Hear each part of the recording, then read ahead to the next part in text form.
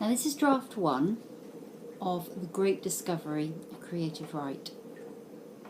The sun bounced between the leaves of the trees as my family and I strolled casually through the woods, enjoying the early morning breeze. Despite the bright morning, the ground was still damp from the heavy rain overnight.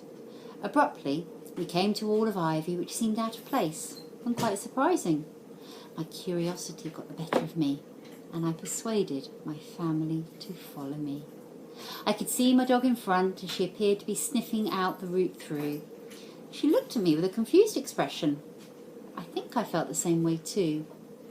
I saw a patch of light behind the ivy. My dad must have seen it as well, and before I knew it, he had parted the ivy like curtains, and we were all walking through. Yellow bright daffodils circled big chunky logs, carved to create stools. It seemed like a secret meeting place. I was left wondering, who was it for, and what was it? It reminded me of The Lion, the Witch and the Wardrobe and Aslan's stone table. It was beautiful but eerie. We all had a look around, enjoying the sounds of the wildlife around us. The birds calling seemed far more than normal, and the deer at the edge of where we stood didn't seem shy at all. My mum looked at her watch and said, "We'd better get back for our breakfast. We can come back here another day for a picnic." We turned around. Our dog didn't seem to want to come back with us and wasn't tempted by her treat, as normal. My sister seemed hungrier than all of us and had made a good start back ahead of us whilst we faffed with the dog. Suddenly, she cried out and a hollow sound rang around us, as if she'd hit a hollow wall.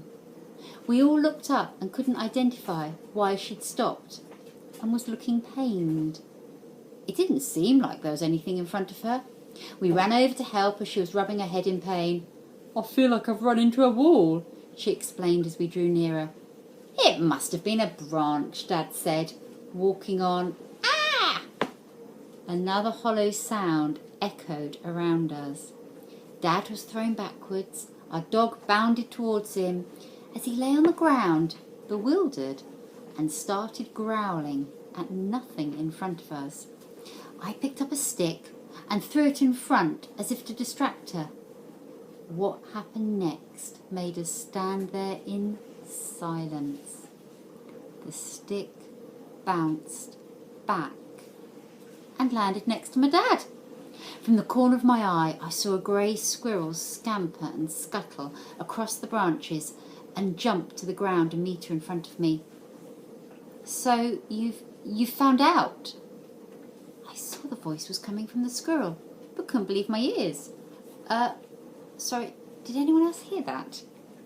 I said.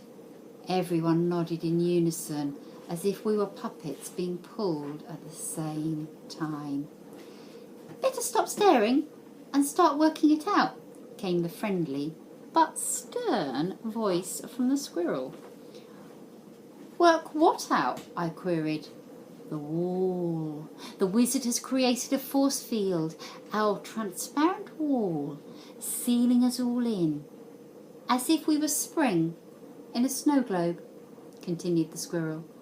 "You've been chosen to help us unlock the castle and break the curse, so we can all be free." Dumbfounded, we followed the squirrel as it beckoned with its paws back to the table and long chairs. As the squirrel scurried onto the table, "In a 10-minute human walk from here eastward, you will find a castle. In that castle is the force field deactivator. It can only be stopped by human hands. Your hands precisely. Be warned. The wall surrounding the castle is high and hard to climb. No time for questions. I will travel through the trees and lead you there." As we walked, it was dreamlike, surrounded by beautiful old English woodland, where the sun sunk through the gaps and bathed us in warm light. "Now, right up there is the castle, beyond the wall. Persistence is key. Your first attempts may fail, but keep trying. We all agreed my mum would climb first. She had won the university award for free climbing. Starting with ease, she reached midway and then could get no further. The surface of the wall became flat and shiny with no footholds, so she had to return back to the ground, defeated. My sister, having always been afraid of heights, thought the best thing would be to try and dig under the wall. We all worked hard to dig with thick branches. The ground was too hard. After a good few hours, I got fed up and jumped up and down in frustration. To my utter amazement, as I jumped, I started to hover, flapping my arms in shock. I rose higher and higher. As I breathed heavily out, I sank to the ground. For some reason, I was not at all worried, but calmly flapped my arms again and flew upwards, this time making it past the point my mum had climbed on the wall before. I again breathed out heavily and sank gently to the ground. My sister looked at me, and without words, but in silent agreement, we both flapped our arms up. We both flapped up before my parents could hold us back and flew up towards the top of the wall.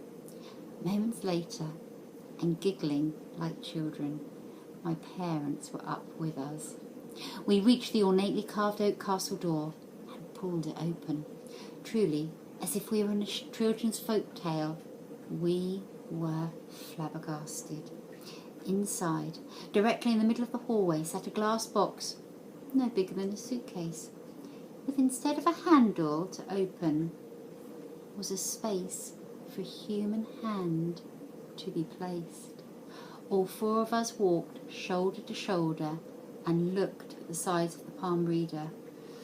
Too small for Dad and my mum, so it had to be either me or my sister to place our hand on the box and free the forest.